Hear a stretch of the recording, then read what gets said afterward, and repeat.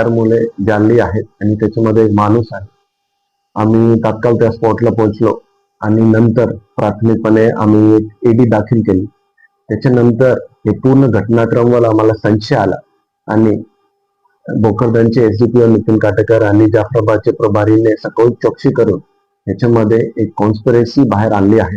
याच्यामध्ये नितीन गवली या माणूसने आपली डेथ फेक करण्यासाठी हे पूर्ण कॉन्स्पिरसीचा कट रचला होता आणि त्याच्यामध्ये आम्ही हे एडीला कन्वर्ट करून मर्डरचा गुन्हा दाखल केलाय आणि नितीन गवली सोबत 2 लोक इतर ताब्यामध्ये घेतले आहेत आणि अटक केली. त्यामध्ये काही नियमात आणि पर्सनल म्हणजे प्रेम प्रकरण आहे त्या संदर्भात काय आपल्याला माहिती? आता हे कॉन्स्पिरसी काय कारणामुळे रचली होती ह्याची सखोल चौकशी चालू आहे. प्राथमिक आम्हाला असं माहिती भेटतोय की नितीन गवलीवर काहीतरी कर्ज होता आणि इलिसिट अफेअरचे पण काहीतरी पुरावे मला भेटतोय. सखोल चौकशी केल्यानंतर हे पूर्ण बाब निष्पन्न होईल.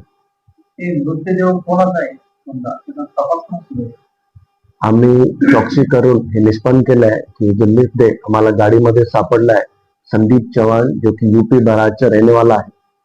तिथला हे माणूस त्याच्या आम्हाला हे निद्रे या गाडीमध्ये सापडला होता. हो निष्पन्न झालं. यूपी बराडचा आतापर्यंत 3 आरोपीला अटक करण्यात आलेली आहे. आमची चौकशी चालू आहे. चौकशी चालू आहे. पूर्ण चौकशी चालू आहे.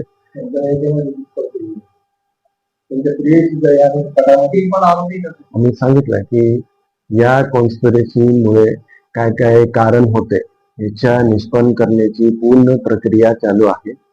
आता प्राथमिक आम्ही 3 आरोपीला अटक केलाय आणि मुख्य कॉन्स्पिरसी ज्यांनी रचली आहे त्यांना पण अटक करण्यात आलेला आहे.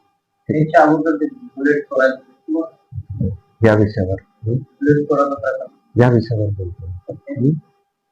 समजलं.